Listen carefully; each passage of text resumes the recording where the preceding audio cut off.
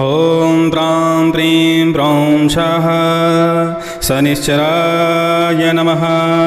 आज आप दिव्य शनि स्तवराज व श्रवण करने वाले हैं। भगवान शनि की कृपा पाने के लिए यह स्रोत विशेष माना जाता है। जो व्यक्ति ग्रह बाधा से पीड़ित है, नकारात्मक शक्तियों से पीड़ित है, शत्रु बाधा से पीड़ित है या कुंडली में दोष है, ऐसे व्यक्तियों को शनि स्तवराज नित्य प्रतिदिन श्रवण करने का प्रयास करना चाहिए। निश्चित ही मानिए कि शनि महाराज की जिसके ऊपर कृपा बरस जाती है उसके जीवन के समस्त प्रकार के कष्ट दूर हो जाते हैं। चलिए श्रवण करते हैं भगवान शनिदेव का शनि स्तवराज, जो कि हमने लगातार श्रवण कराने के लिए उपलब्ध कराया है। शनि भगवान का ध्यान करिए, नित्य प्रतिदिन इसे श्रवण करिए। ओम नारद उवाच ध्यात्वा गणपतिं राजा धर्मराजो युधिष्ठिरः धीरः शनैश्चरस्येमं चकारस्तवमुत्तमं शिवो मे भास्करः पातु भालं छाया सुतो बतु कोटराक्षोद्रसौ पातु शिखिकण्ठनिभः श्रुति घ्राणं मे भीषणः पातु मुखं बलिमुखो बतु स्कन्धौ संवर्तकः पातु भुजौ मे भयदो बतु शौरिरमे हृदयं पातु नाभिं शनैश्चरो बतु गृहराजः कटिं पातु शर्वतोरभिनन्दनः पादौ मन्दगतिः पातु कृष्णः पात्वखिलं वपुः रक्षामेतां पठेन्नित्यं शौरिर्नाम बलैर्युता सुखी पुत्री चिरायुश्च शभवेन्नात्र संशयः शौरिः शनैश्चरः कृष्णो नीलोत्पलनिभासनिः शुष्कोदरो विशालाक्षो दुर्निरीक्षो विभीषणः शिखिकण्ठनिभो नीलश्छाया हृदयनन्दनः कालदृष्टिः कोटराक्षः स्थूलरोमावलीमुखः दीर्घो निरमांसगात्रस्तु शुष्को घोरो भयानकः नीलांशुः क्रोधनो रौद्रो दीर्घश्मश्रुजटाधरः मन्दो मन्दगतिः खञ्जो तः संवर्तको यमः गृहराजः कराली च सूर्यपुत्रो रविः शशि कुजो बुधो गुरुः काव्यो अनुजः सिंहिकाश्रुतः केतुर्देवपतिर्बाहुः कृतान्तो नैऋतस्तथा शशि मरुत्कुबेरश्च ईशानः सूर्यात् विष्णुर्हरो गणपतिः कुमारः कामईश्वरः हरता हरता पालयिता राज्येषु राज्यदायकः छायासुतः श्यामलाङ्गो धनहरता धनाप्रदः क्रूरकर्म विधाता च शर्वकर्मावरोधकः तुष्टो रुष्टः कामरूपः कामदोरभिनन्दनः ग्रहपीडाहरः शान्तु नक्षत्रेषु ग्रहेश्वरः स्थिरासनः स्थिरगतिर्महाकायो महाबलः महाप्रभो महाकालः कालात्मा कालकालकः आदित्यभयदाता च मृत्युरादित्यनन्दनः शतभिदृक्षदयिता त्रयोदशी तिथि प्रियः तिथात्मा तिथिगणो नक्षत्रगणनायकः योगराशिर्मुहूर्तात्मा कर्ता दिनपतिः प्रभुः समीपुष्पप्रियः श्यामश्रैलोक्याभयदायकः नीलवासाः क्रियासिन्धुः नीलाञ्जनचयच्छविः सर्वरोगहरो देवः सिद्धो देवगणस्तुतः अष्टोत्तर सहस्रशतं नाम्नां गौरीच्छाया सुतस्य यः पठेन्नित्यं तस्य पीडा समस्ता नश्यति ध्रुवं कृत्वा पूजां पठेन्मर्त्यो भक्तिमान्यः स्तवं सदा विशेषतः शनिदिने पीडा तस्य विनश्यति जन्मलग्ने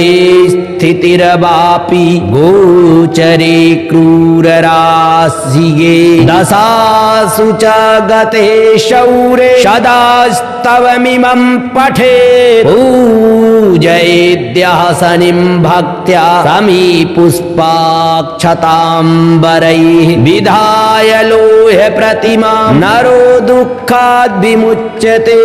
बाधायान्यग्रहाणां च यः पठेत् तस्य नश्यति भीतो भयाद् विमुच्येत बद्धो मुच्येत बन्धनात् रोगी रोगाद् विमुच्येत नरः स्तवमिमं पठेत् पुत्रवान् धनवान् श्रीवान् जायते नात्र संशयः स्तवं निशम्य पार्थस्य प्रत्यक्षो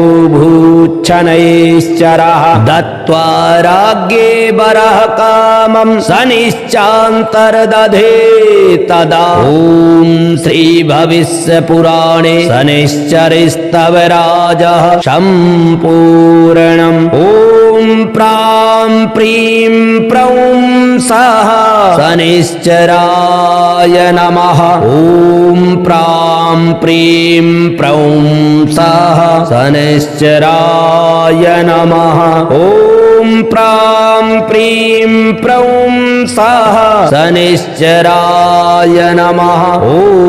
प्रां प्रीं प्रौं सः शनिश्चराय नमः ॐ प्रां प्रीं प्रौं सः शनिश्चराय नमः ॐ प्रां प्रीं प्रौं सः शनिश्चराय नमः ॐ नारद उवाच ध्यात्वा गणपतिं राजा धर्मराजो युधिष्ठिरः धीरः शनैश्चरस्येमं चकारस्तवमुत्तमं शिवो मे भास्करः पातु भालं छाया सुतो बतु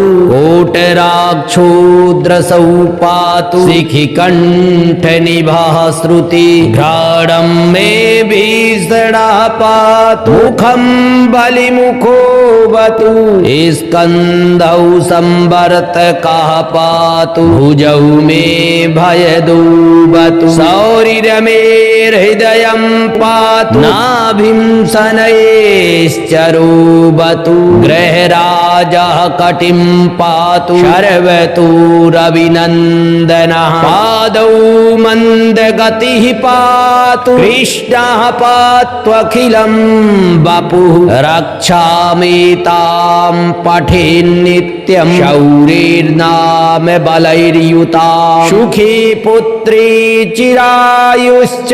भवेन्नात्र संशयः शौरिः शनैश्चरः कृष्णो नीलोत्पलनिभासनिः शुष्कोदरो विशालाक्षो दुर्निरीक्षो विभीषणः शिखिकण्ठनिभो नीलच्छाया हृदयनन्दनः कालदृष्टिः कोटराक्षः स्थूलरोमावलीमुखः दीर्घो निरमांसगात्रस्तु शुष्को घोरो भयानकः नीलांशुः क्रोधनो रौद्रो दीर्घश्मश्रुजटाधरः मन्दो मन्दगतिः खञ्जो तः संवर्तको यमः गृहराजः कराली च सूर्यपुत्रो रविः शशि कुजो बुधो गुरुः काव्यो अनुजः सिंहिका केतुर्देव पतिर्बाहु कृतान्तो नैऋतस्तथा शशी मरुत्कुबेरश्च ईशानः सूर्यात्मभूः विष्णुर्हरो गणपतिः कुमारः कामईश्वरः हरता हरता पालयिता राज्येषु राज्यदायकः छायासुतः श्यामलाङ्गो धनहरता धनाप्रदः क्रूरकर्म विधाता च शर्वकर्मावरोधकः तुष्टोरुष्टः कामरूपः कामदोरभिनन्दनः ग्रहपीडाहरः शान्तु नक्षत्रेषु ग्रहेश्वरः स्थिरासनः स्थिरगतिर्महाकायो महाबलः महाप्रभु महाकालः कालात्मा कालकालकः आदित्यभयदाता च मृत्युरादित्यनन्दनः शतभिदृक्षदयिता त्रयोदशी तिथिप्रियः तिथात्मा तिथिगणो नक्षत्रगणनायकः योगराशिर्मुहूर्तात्मा कर्ता दिनपतिः प्रभुः समीपुष्पप्रियः श्यामश्रैलोक्याभयदायकः नीलवासाः क्रियासिन्धुर्नीलाञ्जनचयच्छविः सर्वरोगहरो देवः सिद्धो देवगणस्तुतः अष्टोत्तरशतं नाम्नां गौरीच्छायासुतस्य यः पठेन्नित्यं तस्य पीडा समस्ता नश्यति ध्रुवं कृत्वा पूजां पठेन्मर्त्यो भक्तिमान्यः स्तवं सदा विशेषतः शनिदिने पीडा तस्य विनश्यति जन्मलग्ने स्थितिर्वापि गोचरे क्रूरराशिगे दशासु च गते शौरे सदास्तवमिमं पठे पूजयेद्यः शनिं भक्त्या समीपुष्पाक्षताम्बरैः विधाय लोह्य प्रतिमां नरो दुःखाद् विमुच्यते बाधायान्यग्रहाणां च यः पठेत् तस्य नश्यति भीतो भयाद् विमुच्येत बद्धो मुच्येत बन्धनात् रोगी रोगाद् विमुच्येत नरः स्तवमिमं पठेत् पुत्रवान् धनवान् श्रीवान् जायते नात्र संशयः स्तवं निशम्य पार्थस्य प्रत्यक्षो भूच्छनैश्चरः दत्त्वा राज्ञे वरः कामं शनिश्चान्तर्दधे तदा ॐ श्री भविष्यपुराणे शनिश्चरस्तवराजः सम्पूर्णम् ॐ प्रां प्रीं प्रौं सः शनिश्चराय नमः ॐ प्रां प्रीं प्रौं सः शनिश्चराय नमः ॐ प्रां प्रीं प्रौं सः शनिश्चराय नमः ॐ प्रां प्रीं प्रौं सः शनिश्चराय नमः ॐ प्रां प्रीं प्रौं सः शनिश्चराय नमः ॐ प्रां प्रीं प्रौं सः शनिश्चराय नमः ॐ नारद उवाच ध्यात्वा गणपतिं राजा धर्मराजो युधिष्ठिरः धीरः शनैश्चरस्येमं चकारस्तवमुत्तरम् उत्तमं शिवो मे भास्करः पातु भालं छाया सुतो बतु कोटराक्षोद्रसौ पातु शिखिकण्ठनिभः श्रुति घ्राणं मे भीषणः पातु मुखं बलिमुखो बतु स्कन्धौ संवर्तकः पातु भुजौ मे भयदो बतु शौरिरमे हृदयं पातु नाभिं शनैश्चरो बतु गृहराजः कटिं पातु शर्वतोरभिनन्दनः पादौ मन्दगतिः पातु कृष्णः पात्वखिलं वपुः रक्षामेतां पठेन्नित्यं शौरिर्नाम बलैर्युतां सुखी पुत्री चिरायुश्च शभवेन्नात्र संशयः शौरिः शनैश्चरः कृष्णो नीलोत्पलनिभासनिः शुष्कोदरो विशालाक्षो दुर्निरीक्षो विभीषणः शिखिकण्ठनिभो नीलश्छाया हृदयनन्दनः कालदृष्टिः कोटराक्षः स्थूलरोमावलीमुखः दीर्घो निरमांसगात्रस्तु शुष्को घोरो भयानकः नीलांशुः क्रोधनो रौद्रो दीर्घश्मश्रुजटाधरः मन्दो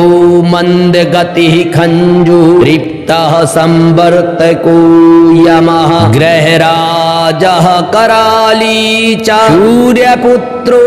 रविः शशी कुजो बुधो गुरुः काव्यो अनुजः सिंहिकाश्रुतः केतुर्देवपतिर्बाहुः कृतान्तो नैऋतस्तथा शशी मरुत्कुबेरश्च ईशानः सूर्यात्मभूः विष्णुर्हरो गणपतिः कुमारः कामईश्वरः हरता हरता पालयिता राज्येषु राज्यदायकः छायासुतः श्यामलाङ्गो धनहरता धनाप्रदः क्रूरकर्म विधाता च शर्वकर्मावरोधकः तुष्टो रुष्टः कामरूपः कामदोरभिनन्दनः ग्रहपीडाहरः शान्तु नक्षत्रेषु ग्रहेश्वरः स्थिरासनः स्थिरगतिर्महाकायो महाबलः महाप्रभु महाकालः कालात्मा कालकालकः आदित्यभयदाता च मृत्युरादित्यनन्दनः शतभिदृक्षदयिता त्रयोदशी तिथिप्रियः तिथात्मा तिथिगणो नक्षत्रगणनायकः योगराशिर्मुहूर्तात्मा कर्ता दिनपतिः प्रभुः समीपुष्पप्रियः श्यामश्रैलोक्यभयदायकः नीलबासाः क्रियासिन्धुर् नीलाञ्जनचयच्छविः सर्वरोगहरो देवः सिद्धो देवगणस्तुतः अष्टोत्तरशतं नाम्नां गौरीच्छायासुतस्य यः पठेन्नित्यं तस्य पीडा समस्ता नश्यति ध्रुवं कृत्वा पूजां पठेन्मर्त्यो भक्तिमान्यः स्तवं सदा विशेषतः शनिदिने पीडा तस्य विनश्यति जन्मलग्ने स्थितिर्वापि गोचरे क्रूरराशिगे दशासु च गते शौरे सदास्तवमिमं पठे पूजयेद्यः शनिं भक्त्या समीपुष्पाक्षताम्बरैः विधाय लो ह्य प्रतिमा नरो दुःखाद् विमुच्यते बाधायान्यग्रहाणां च यः पठेत् तस्य नश्यति भीतो भयाद् विमुच्येत बद्धो मुच्येत बन्धनात् रोगी रोगाद् विमुच्येत नरः स्तवमिमं पठेत् पुत्रवान् धनवान् श्रीवान् जायते नात्र संशयः स्तवं निशम्य पार्थस्य प्रत्यक्षो भूच्छनैश्चरः दत्त्वा राज्ञे वरः कामं शनिश्चान्तर्दधे तदा ॐ श्रीभविष्यपुराणे शनिश्चरस्तवराजः सम्पूर्णम् ॐ प्रां प्रीं प्रौं सः शनिश्चराय नमः ॐ प्रां प्रीं प्रौं सः शनिश्चराय नमः ॐ प्रां प्रीं प्रौं सः शनिश्चराय नमः ॐ प्रां प्रीं प्रौं सः शनिश्चराय नमः ॐ प्रां प्रीं प्रौं सः शनिश्चराय नमः ॐ प्रां प्रीं प्रौं सः शनिश्चराय नमः ॐ नारद उवाच ध्यात्वा गणपतिं राजा धर्मराजो युधिष्ठिरः धीरः शनैश्चरस्येमं चकारस्तवमुत्तमं शिवो मे भास्करः पातु बालं छायासुतो बतु कोटराक्षोद्रसौ पातु शिखिकण्ठनिभः श्रुति घ्राणं मे भीषणः पातु मुखं बलिमुखो बतु स्कन्धौ संवर्तकः पातु भुजौ मे भयदो बतु शौरिरमे हृदयं पातु नाभिं शनैश्चरो बतु गृहराजः कटिं पातु शर्वतोरभिनन्दनः पादौ मन्दगतिः पातु कृष्णः पात्वखिलं वपुः रक्षामेतां पठेन्नित्यं शौरिर्नाम बलैर्युता सुखी पुत्री चिरायुश्च शभवेन्नात्र संशयः शौरिः शनैश्चरः कृष्णो नीलोत्पलनिभासनिः शुष्कोदरो विशालाक्षो दुर्निरीक्षो विभीषणः शिखिकण्ठनिभो नीलच्छाया हृदयनन्दनः कालदृष्टिः कोटराक्षः स्थूलरोमावलीमुखः दीर्घो निरमांसगात्रस्तु शुष्को घोरो भयानकः नीलांशुः क्रोधनो रौद्रो दीर्घश्मश्रुजटाधरः मन्दो मन्दगतिः खञ्जो रिक्तः संवर्तको यमः गृहराजः कराली च सूर्यपुत्रो रविः शशि कुजो बुधो गुरुः काव्यो अनुजः सिंहिकाश्रुतः केतुर्देवपतिर्बाहुः कृतान्तो नैऋतस्तथा शशि मरुत्कुबेरश्च ईशानः सूर्यात्मभूः विष्णुर्हरो गणपतिः कुमारः कामईश्वरः हरता हरता पालयिता राज्येषु राज्यदायकः छायासुतः श्यामलाङ्गो धनहरता धनाप्रदः क्रूरकर्म विधाता च शर्वकर्मावरोधकः तुष्टो रुष्टः कामरूपः कामदोरभिनन्दनः ग्रहपीडाहरः शान्तु नक्षत्रेषु ग्रह ग्रहेश्वरः स्थिरासनः स्थिरगतिर् महाकायो महाबलः महाप्रभु महाकालः कालात्मा कालकालकः आदित्यभयदाता च मृत्युरादित्यनन्दनः शतभिदृक्षदयिता त्रयोदशी तिथिप्रियः तिथात्मा तिथिगणो नक्षत्रगणनायकः योगराशिर्मुहूर्तात्मा कर्ता दिनपतिः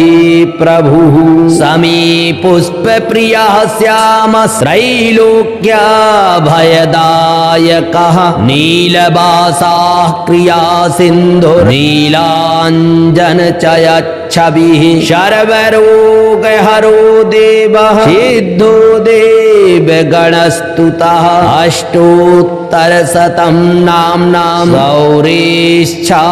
गौरीच्छायासुतस्य यः पठेन्नित्यं तस्य पीडा समस्ता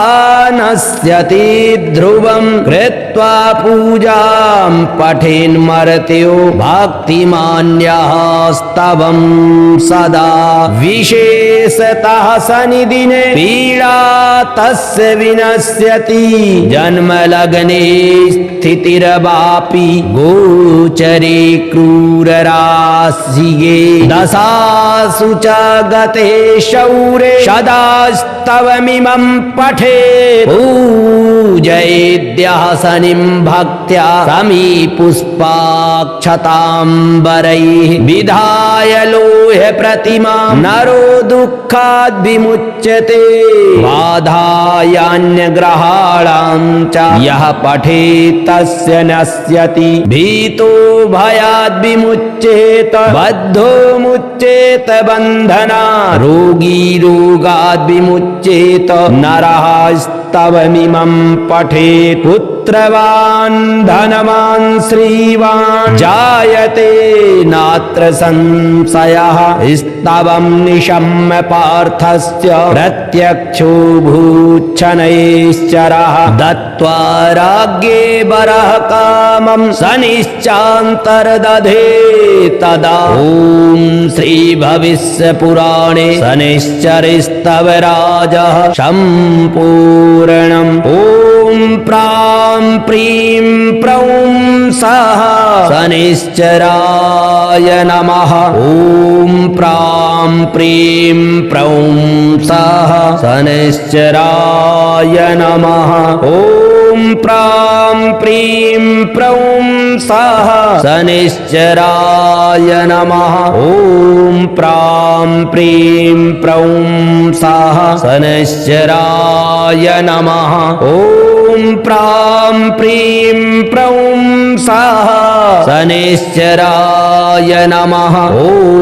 प्रां प्रीं प्रौं सः शनिश्चराय नमः ॐ नारद उवाच ध्यात्वा गणपतिं राजा धर्मराजो युधिष्ठिरः धीरः शनैश्चरस्येमं चकारस्तवमुत्तमं शिवो मे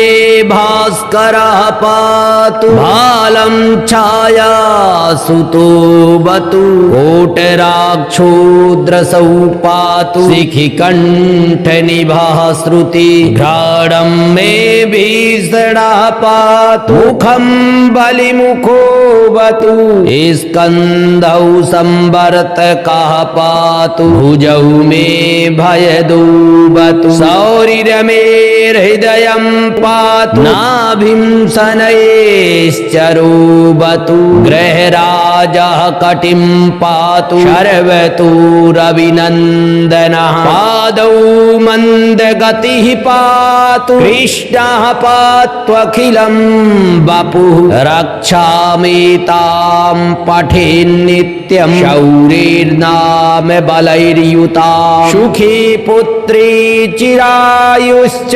भवेन्नात्र संशयः शौरिः शनैश्चरः कृष्णो नीलोत्तमः फलनिभासने शुष्कोदरो विशालाक्षो दुर्निरीक्षो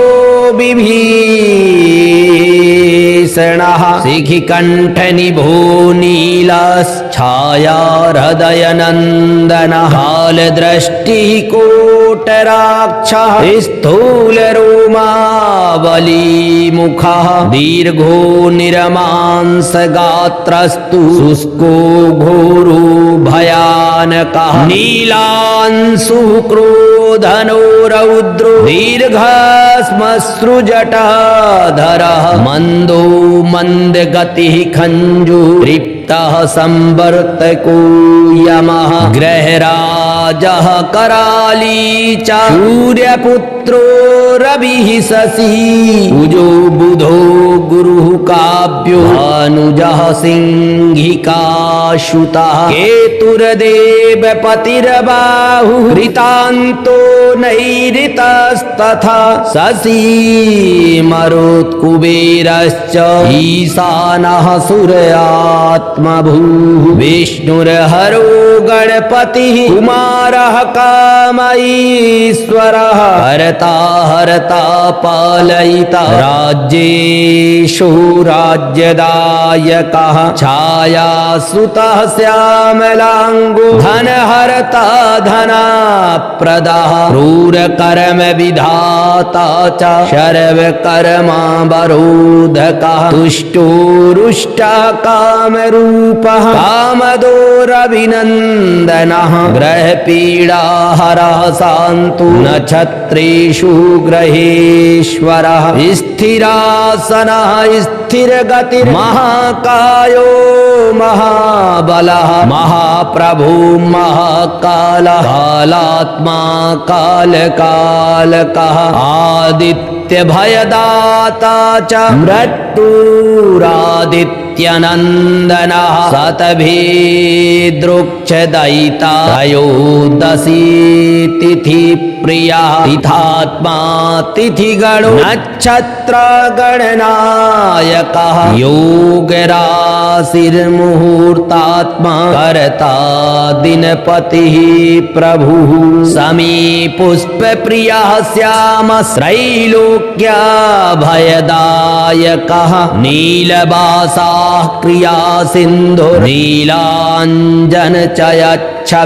सर्वरोगहरो देवः सिद्धो देवगणस्तुतः अष्टोत्तरशतं नाम्नां गौरीच्छायासुतस्य यः पठेन्नित्यं तस्य पीडा समस्ता नश्यति ध्रुवं कृत्वा पूजां पठेन्मर्त्यो भक्तिमान्यः स्तवं सदा विशेषतः शनिदिने पीडा तस्य विनश्यति जन्मलग्ने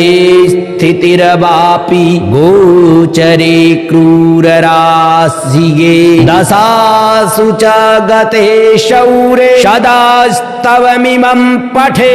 पूजयेद्यः शनिं भक्त्या समीपुष्पाक्षताम्बरैः विधाय लोह प्रतिमा नरो दुःखाद् विमुच्यते बाधायान्यग्रहाणां च यः पठेत् तस्य नश्यति भीतो भयाद् विमुच्येत बद्धो मुच्येत बन्धनात् रोगी रोगाद् विमुच्येत नरः स्तवमिमं पठेत् पुत्रवान् धनवान् श्रीवान् जायते नात्र संशयः स्तवं निशम्य पार्थस्य प्रत्यक्षो भूच्छनैश्चरः दत्त्वा राज्ञे वरः कामं शनिश्चान्तर्दधे तदा ॐ श्रीभविष्यपुराणे शनिश्चरस्तवराजः सम्पूर्णम् ॐ प्रां प्रीं प्रौं सः शनिश्चराय नमः ॐ प्रां प्रीं प्रौं